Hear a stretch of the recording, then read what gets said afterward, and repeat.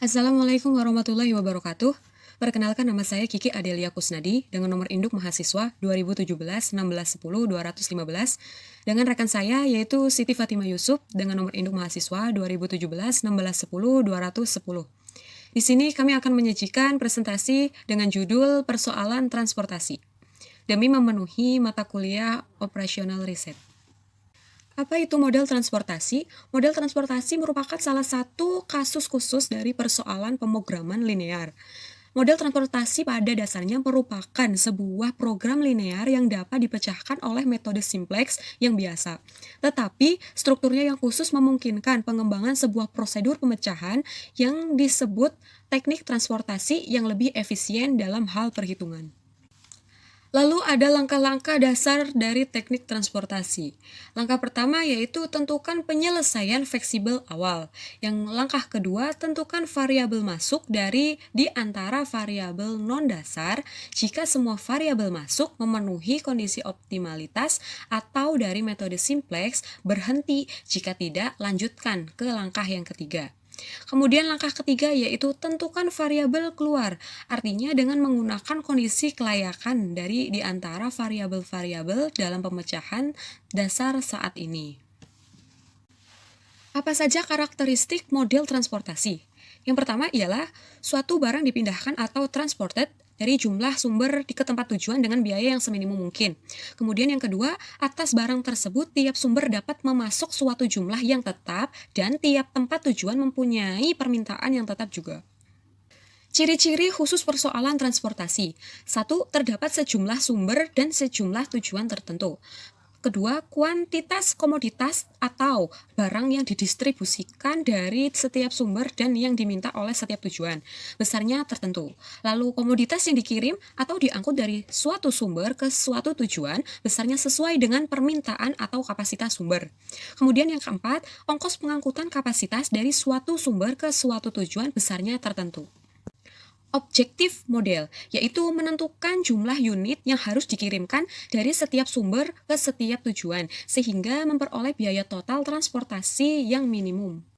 Kemudian ada asumsi dasar, biaya transportasi pada suatu route berbanding lurus dengan jumlah unit yang ditransportasikan. Metode pemecahan masalah. 1. Tabel awal atau solusi visible basis awal, yang terdiri dari metode NWC, Northwest Corner, pojok kiri atas. Kemudian metode inspeksi, ongkos terkecil atau lean cost. Kemudian ada metode FAM, yaitu Vogel Approximation Method. Yang kedua ada tabel optimum, yaitu metode stepping stone atau batu loncatan. Lalu ada metode multiplier atau MODI, Modification Distribution. Selanjutnya akan dipresentasikan oleh rekan saya Siti Fatimah Yusuf. Saya Siti Fatimah Yusuf akan melanjutkan presentasi yang rekan saya bacakan. Di sini ada metode pemecahan. Untuk menyelesaikan persoalan transportasi harus dilakukan langkah-langkah sebagai berikut. 1. Tentukan solusi visible basis awal. Kedua, tentukan entering variabel dari variabel-variabel non-basis.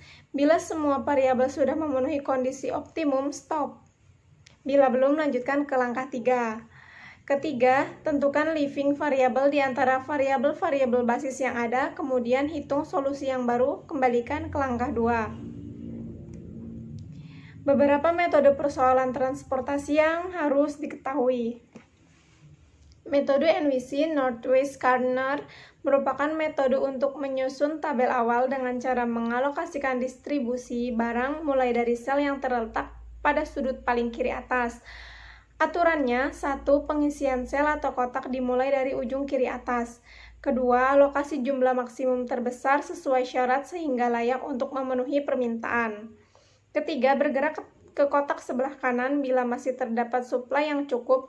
Kalau tidak, bergerak ke kotak di bawahnya sesuai demand. Bergerak terus hingga suplai habis dan demand terpenuhi.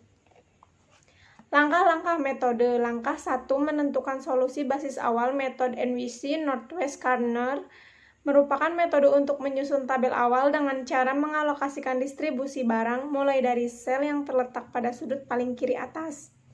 Aturannya, 1. Pengisian sel atau kotak dimulai dari ujung kiri atas. Kedua, alokasi jumlah maksimum terbesar sesuai syarat sehingga layak untuk memenuhi permintaan. Ketiga, bergerak ke kotak sebelah kanan bila masih terdapat supply yang cukup. Kalau tidak, bergerak ke kotak di bawahnya sesuai demand.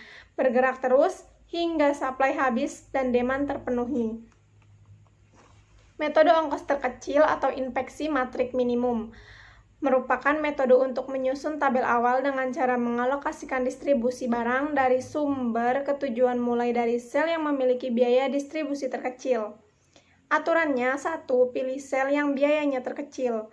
Kedua, sesuaikan dengan permintaan dan kapasitas. Ketiga, pilih sel yang biayanya satu tingkat lebih besar dari sel pertama yang dipilih.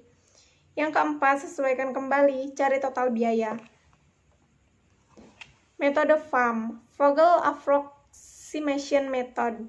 Metode FAM lebih sederhana penggunaannya karena tidak memerlukan closed path atau jalur tertutup.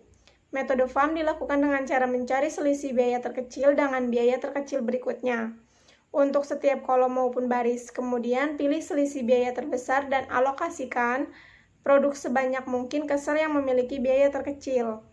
Cara ini dilakukan secara berulang hingga semua produk sudah dialokasikan. Metode batu loncatan atau stepping stone. Metode batu loncatan stepping stone terlebih dahulu harus dibuat loop tertutup untuk masing-masing calon variabel masuk. Kemudian menghitung besarnya angka perubahan ongkos. Terima kasih, sekian presentasi dari kami. Wassalamualaikum warahmatullahi wabarakatuh.